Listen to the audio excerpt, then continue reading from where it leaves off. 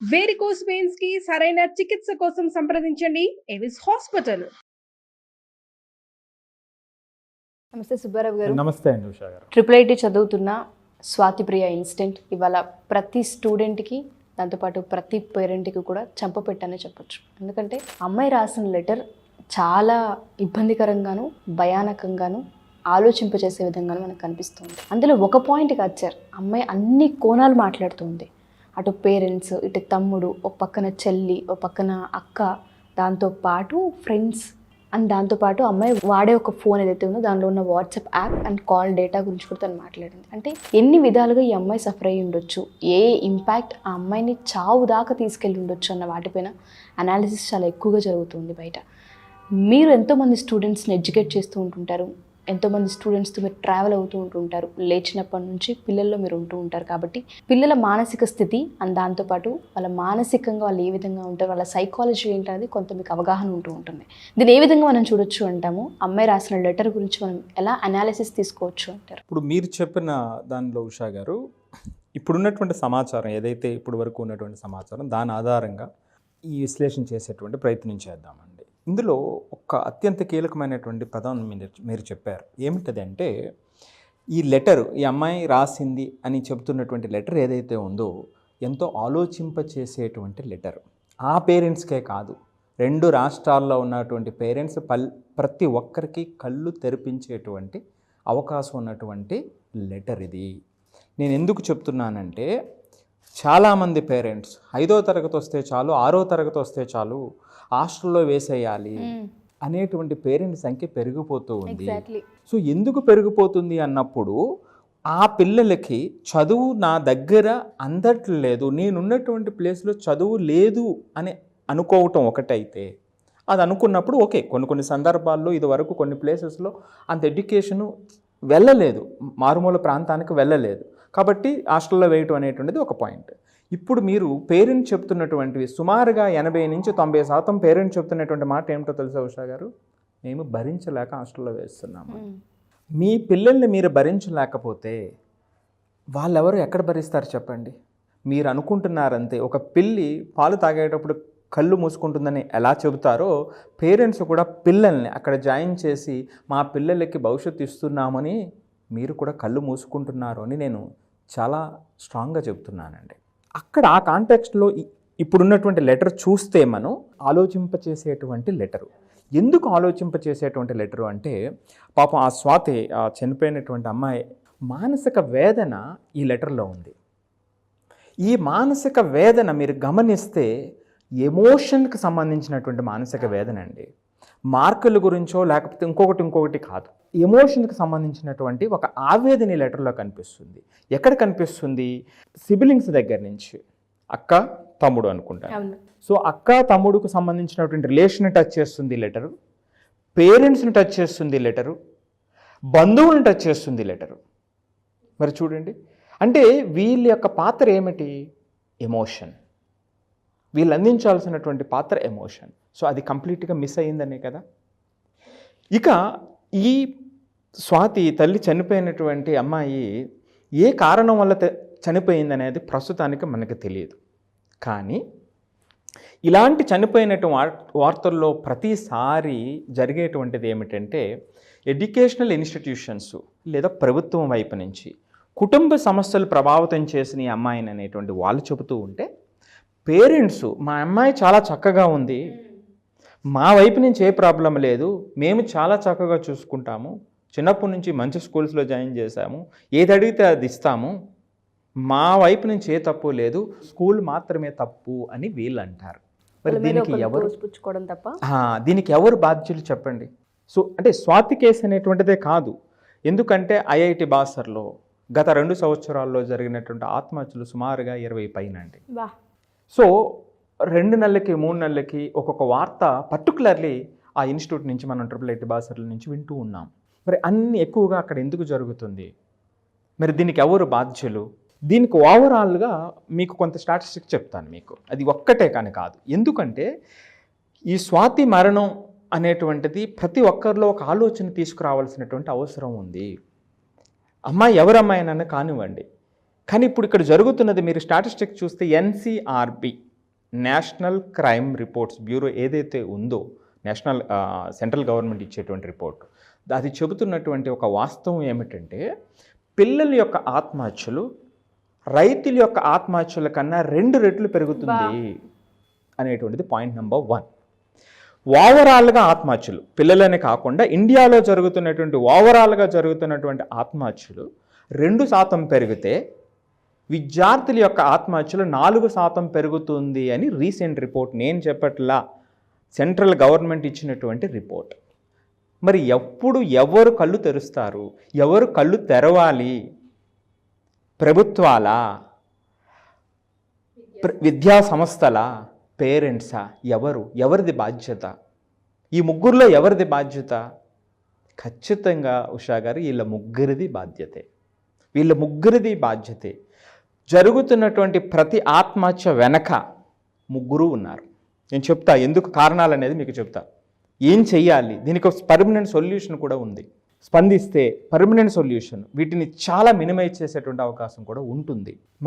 మనం పెద్ద పెద్ద బిల్డింగ్లు కోట్లు వెచ్చించి ప్రభుత్వాలు మేము చేస్తున్నాయని గొప్పలు చెప్పుకునే ప్రభుత్వాలు చేస్తుంటే పేరెంట్స్ ఏం చేస్తున్నారు, మేము పెద్ద పెద్ద విద్యా సంస్థలో లక్షలు ఖర్చు పెట్టి జాయిన్ చేసామని వీళ్ళంటుంటే, టీచర్స్ మేమేం చేస్తాం, మేము కాంపిటేటివ్ కోచింగ్ ఇస్తున్నాము, లేకపోతే ఈ స్థాయిలో టీచ్ చేస్తున్నామని టీచర్స్ అనుకుంటే, మరి ఆ చిన్ని మనసులు ఎక్కడికి వెళ్ళాలి? వాళ్ళ సమస్య వస్తే ఎక్కడికి వెళ్తాయి? సమస్య వస్తే ఎక్కడికి వెళ్ళాలి? మరి దీన్ని ఎవరైనా ఆలోచిస్తున్నారా? రైతుల ఆత్మహత్యలు ఎంత ప్రమాదకరమో దానికి 2 రెట్లు ఆత్మహత్యలు ఉన్నాయి అనేటువంటి రిపోర్ట్ చెబుతున్నటువంటి సందర్భంలో ఎవరు దీనికి బాధ్యత వహించాలి? అంటే నేను ఇప్పుడు వరకు కూడా ప్రశ్నలు సంధించా. ఎవరికి ప్రశ్నలు సంధిస్తున్నా? ప్రతి పేరెంట్కి ఈ ప్రశ్న, ప్రతి టీచర్కి ఈ ప్రశ్న, సో గవర్నమెంట్కి ఈ ప్రశ్న, రెండు గవర్నమెంట్లకి కూడా. నేను ఎందుకు చెప్తున్నానంటే అంటే ఇప్పుడు ఇక్కడ ఈ పర్టికులర్ కేసులో, స్వాతి కేసులో మనం చూసినప్పుడు ఎమోషన్ అనేటువంటిది ఎంత కీలకమో అమ్మాయి చాలా ఆ సెన్సిటివిటీ ఆ లెటర్లో కనిపిస్తూ ఉంది. కుటుంబ గొడవలు ఉంటాయండి ఉషా గారు. కుటుంబ గొడవలు అనేటువంటివి చాలా సహజంగా జరుగుతాయి. ప్రతి కుటుంబంలోని గొడవలు జరుగుతాయి. ఆ గొడవలు జరిగినప్పుడు పిల్లల్ని మీరు ట్రైన్ చేసే విధానం వాళ్ళ మీద పడేటువంటి ప్రభావాన్ని అర్థం చేసుకుంటుంది. అంటే ఉదాహరణకి పెద్దలు గొడవ పడినప్పుడు జనరల్గా రిలేషన్స్లో గొడవలు అనేటువంటి సర్వసాధారణము. అంతే సర్వసాధారణంగా వాళ్ళు రేపొద్దుట ఈ నెలలోనో 2వ నెలలోనో 2వ సంవత్సరంలో కలవటం కూడా అత్యంత సర్వసాధారణం అండి. మరి ఈ అత్యంత సర్వసాధారణం పెద్దలకు అయినప్పుడు పిల్లలకి మీరు కంట్రోల్ చేసినప్పుడు, నువ్వు వాళ్ళతో మాట్లాడకు, వాళ్ళకి మనకి సంబంధం లేదు, నిన్న గొడవైంది, మొన్న గొడవైంది అని చెప్పినప్పుడు ఏమవుతుంది? మీరు అర్థం చేసుకున్నప్పుడు అన్నట్టుగా చిన్నపిల్లలు అర్థం చేసుకోలేరు కదండి.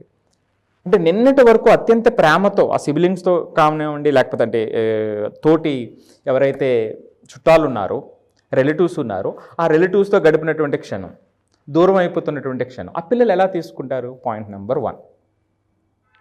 రెండోది, పేరెంట్స్ దగ్గర నుంచి ఎమోషన్ లేకుండా మనం హాస్టల్స్లో వేసేసినప్పుడు, వాళ్ళ సమస్య వచ్చినప్పుడు ఎలా స్పందించాలి? ఇంటి దగ్గర ఉండేటప్పుడు ఏమవుతుందంటే అండి, హాస్టల్ అనేటువంటిది తప్పనిసరిలో హాస్టల్ వేయటం అండి, తప్పనిసరి పరిస్థితుల్లో హాస్టల్ వేయటం. ఇప్పుడు తప్పనిసరి పరిస్థితుల్లో ఇంట్లో ఉంచేటువంటి పరిస్థితి వచ్చింది. సో ఇప్పుడు ఆ ఎమోషన్స్ అనేటువంటివి ఎలా రెగ్యులేట్ చేసుకోవాలనేటువంటిది వాళ్ళకి అర్థమవుతుంది. ఎందుకంటే మీరు నిన్నటి వరకు పెంచినటువంటి మీ పిల్లలు రేపొద్దుట సమాజంలోకి వెళ్ళిన తర్వాత ఆ సమస్యలు మీ కంట్రోల్లో ఉండవు కదా. ఆ సమస్యలను వాళ్ళు ఎదుర్కోవాలి కదా. ఆ ఎదుర్కొనటానికి వాళ్ళని ఎమోషనల్గా స్ట్రాంగ్గా చెయ్యకపోతే ఎక్కడికి వెళ్తారు? నిన్నటి వరకు మీరు ఇచ్చినటువంటి సపోర్ట్ రేపొద్దుట ఏమైపోతుంది? వాళ్ళకి లోపట సస్టైన్ అవ్వలేరు. ఆ పెయిన్ వాళ్ళు తీసుకోలేకపోతారు. సో అది ఇక్కడ ఉన్నటువంటి సమస్య అండి. సో ఈ పర్టికులర్ ఇన్స్టిట్యూట్లో నెంబర్ ఆఫ్ కేసెస్ పెరగటం అనేటువంటిది అది కీలకమైనటువంటి పాయింట్. ఈ పర్టికులర్గా ఈ అమ్మాయి విషయంలో అందరికీ కళ్ళు తెరిపించేటువంటి విధంగా ఎమోషన్ యొక్క ఇంపార్టెంట్ని ఇది ఖచ్చితంగా ఈ సంఘటన మనకు తెలియజేస్తూ ఉందండి. ఇక్కడ ఎవరు బాధ్యులు అనేటప్పుడు నేను ఇందాక చెప్పాను, ముగ్గురు బాధ్యులే. ఎందుకు, ఎలా ముగ్గురు బాధ్యులే? పేరెంట్స్ అనేటువంటి వాళ్ళు మేము హాస్టల్లో జాయిన్ చేసాం. అంటే ఈ కేసు ఓకేనండి, IIITలో అమ్మాయి బాగా చదువుకుని అక్కడ సీట్ వచ్చి అక్కడ జాయిన్ అయ్యింది. నేను జనరల్గా మాట్లాడుతున్నా, హాస్టల్స్లో జాయిన్ చేస్తారు. నేను ఇందాక మొదట్లో చెప్పాను, భరించలేక హాస్టల్లో చేస్తున్నటువంటి పేరెంట్స్ అందరికి కళ్ళు తెరవాల్సినటువంటి అవసరం ఉంది. గొప్పలు కేసేటువంటి పేరెంట్స్ కొంతమంది, భరించలేక వేసేటువంటి మీరు ఏ కేటగిరీలో ఉన్నారో చూసుకోండి. ఈ 2 కేటగిరీలో మీరు ఉంటే ఖచ్చితంగా మీ పిల్లలకి ఇవ్వాల్సినటువంటిది మీరు ఇవ్వట్లేదు. రేపొద్దుట వస్తే 4 మార్కులు ఎక్స్ట్రా వస్తాయేమో తప్ప జీవితంలో వాళ్ళు సక్సెస్ అవుతారు అనేటానికి అత్యంత స్వల్పమైనటువంటి అవకాశాలు ఉన్నాయి అని నేను స్పష్టంగా చెబుతున్నాను.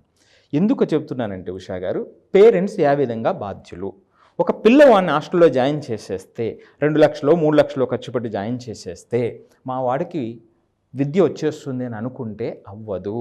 ఎందుకంటే ఏ పిల్లవాడైనా సరే పెరగాలంటే మొట్టమొదట కావాల్సినటువంటిది ఫిజికల్ స్ట్రెంగ్త్ అండి. నేను ఎప్పుడు చెప్పేటువంటిది 3 పాయింట్లో మొట్టమొదటిది ఫిజికల్ స్ట్రెంగ్త్. ఎవరికైనా ఫిజికల్ స్ట్రెంగ్త్ ఉంటేనే తర్వాత నెక్స్ట్ అనేటువంటిది ఆరోగ్యం ఉండాలి కదండి ఫస్ట్. సో ఫిజికల్ స్ట్రెంగ్త్ కావాలంటే మంచి ఫుడ్ ఇవ్వాలి, అదేవిధంగా ఎక్సర్సైజ్ చేయాలి. సో ఇది మొదటిది. అందుతుందా మీరు వేసిన హాస్టల్లో, మీరు వేస్తున్నటువంటి స్కూల్లో ఇది అందుతుందా, మీ పిల్లలకి అందిస్తున్నారా? లేదు అంటే మొదటి స్టెప్లో మీరు ఫెయిల్ అయినట్టే. రెండోది ఎమోషనల్ అండ్ సోషల్ స్ట్రెంగ్త్ అండి.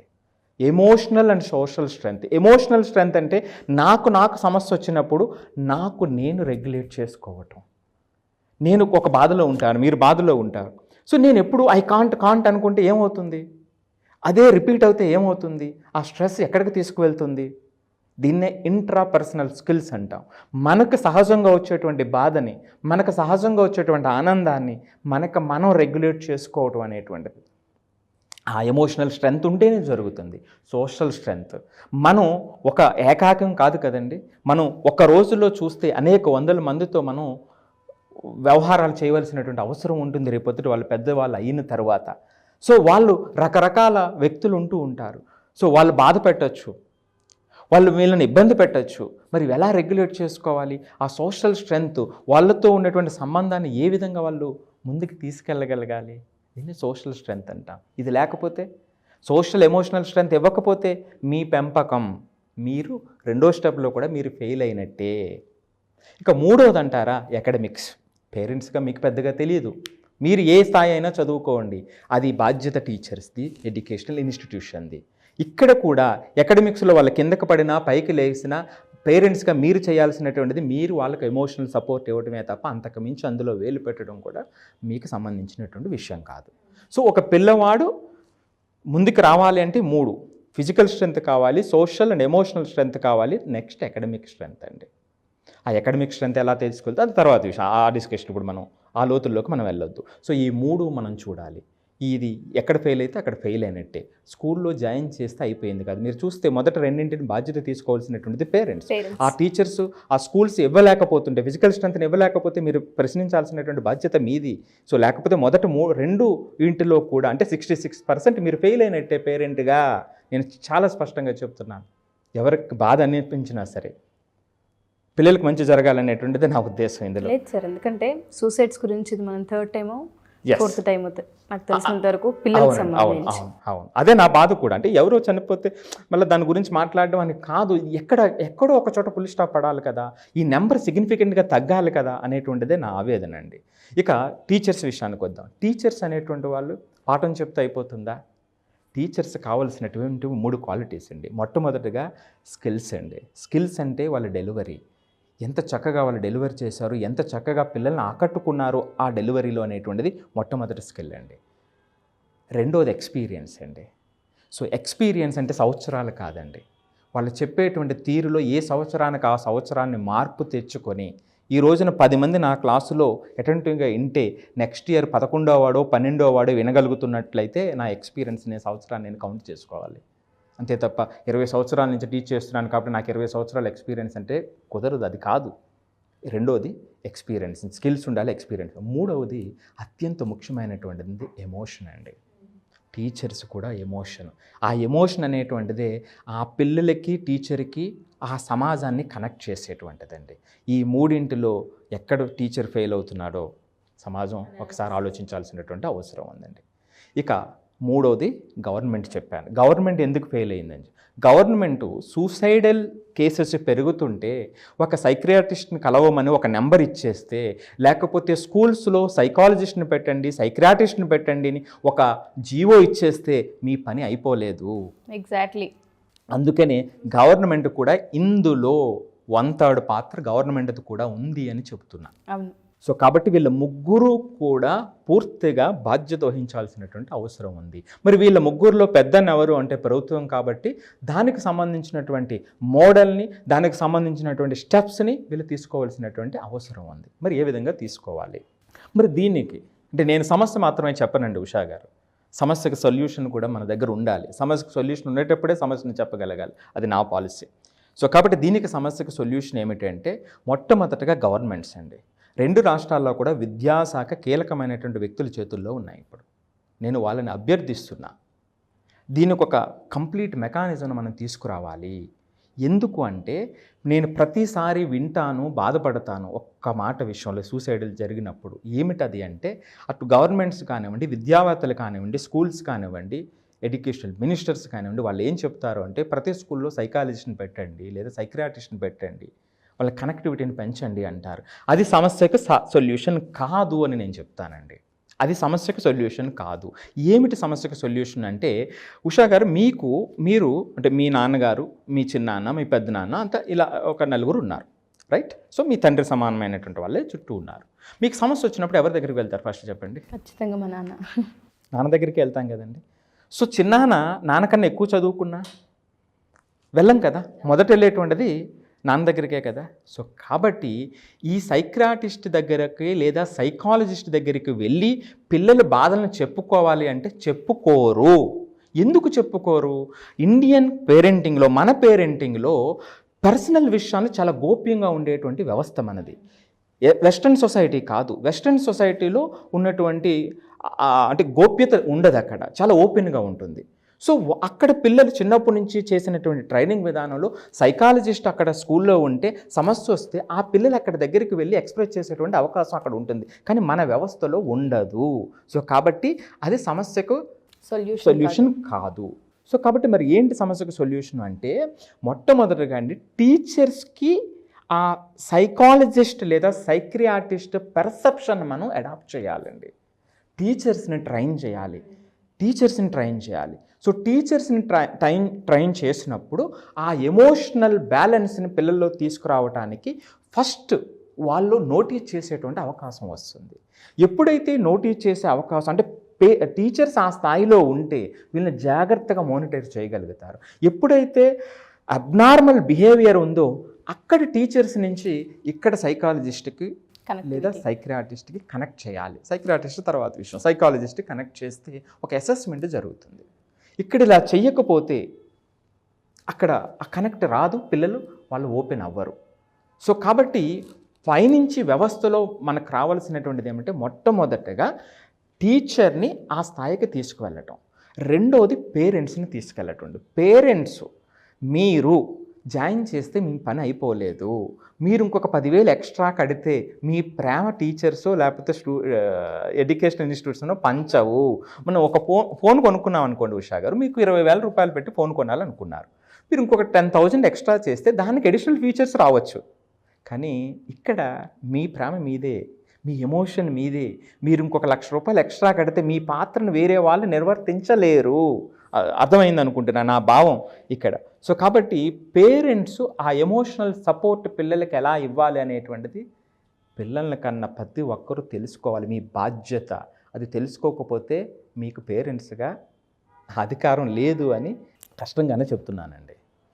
సో అది పేరెంట్స్కి సంబంధించి. ఇక గవర్నమెంట్ ఇట్లాంటి వ్యవస్థను అంటే పేరెంటింగ్కి సంబంధించినటువంటి దాన్ని తీసుకురావటము, అంటే విరివిగా అటువంటి సమాచారాన్ని అందించటము, ఆ బాధ్యతను పేరెంట్స్ గుర్తు చేయటం అనేటువంటిది. రెండవది టీచర్స్ని ఆ లెవెల్కి తీసుకెళ్ళటం, అప్పుడు సైకాలజిస్టు వీళ్ళని కనెక్ట్ చేయటం. సో ఇలాంటి వ్యవస్థను మనం నిర్మించగలిగితే అప్పుడు ఆ నోటీస్ అవుతాయండి. చాలా సిగ్నిఫికెంట్గా దాన్ని తగ్గించిన వాళ్ళం అవుతాం. మీరు చూస్తే ప్రతి కేసులో కూడా మీకు ఎమోషనల్ డిస్టర్బెన్స్ వచ్చే వాళ్ళు ఆ సూసైడ్ స్థాయికి వెళ్తారు. అదే సందర్భంలో వాళ్ళు తీసుకునే ఎక్స్ట్రీమ్ డెసిషన్ చూడండి ఉషా గారు, ఎంత ధైర్యం వస్తుందో. ఆ బాధలోనే వాళ్ళకి ఎంత ధైర్యం వస్తుంది. ఒక వ్యక్తి నేను నెక్స్ట్ మినిట్ నేను చనిపోబోతున్నాను అన్నప్పుడు ఎంత ధైర్యం కావాలి ఆ వ్యక్తికి. అంటే ఆ సమస్యను వాళ్ళు ఎంత పెద్దదిగా చూస్తున్నారో చూడండి. సో అదే కదా, అక్కడే ఇక్కడ ఒక చిన్న మార్పు జరిగితే జీవితం టర్న్ అవుతుంది. సో అలాంటి వ్యవస్థను నిర్మించి ఈ వ్యక్తులు ఎవరైతే కీలకమైనటువంటి వ్యక్తులు ఉన్నారో వాళ్ళు నిర్వర్తించగలిగితే, అలాంటి వ్యవస్థను తీసుకురాగలిగితే ఆ తరువాత అండి మీరు బిల్డింగ్లు కట్టవచ్చు, రకరకాల బడ్జెట్లు మీరు కేటాయించవచ్చు, ఏదైనా చేయొచ్చు. అది ఖచ్చితంగా ఇలాంటి వాటికి ఒక పులి స్టాప్ పడేటువంటి అవకాశం ఉంటుంది. ప్రతి నెల ఎక్కడో ఒక్కడ ఒక స్టూడెంట్ చావు, సూసైడ్ లెటర్ అని వినకుండా ఆ మంత్ అయితే వెళ్ళొచ్చారు ముందుకి. అన్ని రకాల న్యూస్లు మనం కొన్ని మనం చెయ్యలేక ఆపుకున్నవి చాలా ఉన్నాయి. సో ప్రతి పేరెంట్, ప్రతి స్టూడెంట్ అండ్ దాంతోపాటు ఎస్పెషల్లీ టీచర్స్ ఎవరైతే మా ఈ వీడియో చూస్తూ ఉంటుంటారో, స్కూల్స్లో అయినా సరే, కాలేజెస్లో అయినా సరే, మానసికంగా పిల్లలు దేనికి ఒత్తిడికి గురి అవుతూ ఉన్నారు, దేనివల్ల డిస్టర్బ్ అవుతూ ఉన్నారు అన్న వాటిపైన అనాలిసిస్ని మీకు మీరుగా పెంచుకోవాల్సిన అవసరం ఉంది. మీకు మీరుగా వాటిపైన దృష్టి పెట్టాల్సిన అవసరం ఉంది. అండ్ దాంతోపాటు మేమందరం అడిగేది ఒకటే, చాలా వీడియోస్ నుంచి నేను చెప్తూ ఉన్నాను, పేరెంటింగ్కి సంబంధించి ఎస్పెషల్లీ ఎవరైతే ఉంటుంటారో పేరెంట్స్ స్కూల్స్ ఆర్ కాలేజ్లో డిమాండ్ చేయండి. ప్రతి స్కూల్లో ఒక సైకాలజిస్ట్ నీడ్ ఉంటూ ఉంటుంది. ఏ సమస్య ఏ విధంగా పొంచి ఉందో మనకు తెలియదు. చిన్న చిన్న వాటికే ఇవాల్టి జనరేషన్ పిల్లలు హర్ట్ అయ్యి సూసైడ్స్, డిప్రెషన్, యాంగ్జైటీ, స్ట్రెస్ అనే వాటికి గురి అవుతూ ఉన్నారు. ఆ ఒక్క ఇంపాక్ట్ వాళ్ళ జీవితాలని స్పాయిల్ చేసే అవకాశం ఉంటూ ఉంటుంది. ఇవాళ స్వాతిప్రియ ఇన్సిడెంటే దానికి చిహ్నం అని చెప్పడంలో ఎటువంటి అతిశయోక్తి లేదు. సో దయచేసి పేరెంట్స్ అందరూ కూడా వీటిని గమనిస్తారని, రెండు ప్రభుత్వాలు కూడా వీటిని గమనిస్తాయని మనస్ఫూర్తిగా కోరుకుంటున్నాం. అండ్ స్వాతిప్రియ ఆత్మకు శాంతి కలగాలని, అండ్ ఎవరైతే ఆ కుటుంబం ఉంటుందో వాళ్ళకి ఓదార్పునివ్వాలనే కోరుకుందాం. ఈ ఇన్సిడెంట్ డైజెస్ట్ చేసుకోవడం కుటుంబానికి చాలా కష్టం. బట్ ప్రతి పేరెంట్ కూడా ఈ ఇన్సిడెంట్ నుంచి ఏదో ఒకటి కొత్తగా నేర్చుకుంటారు. పేరెంట్స్ పిల్లల్ని కాపాడతారని కోరు. Thank you sir. Thank you so much. Thank you అండి.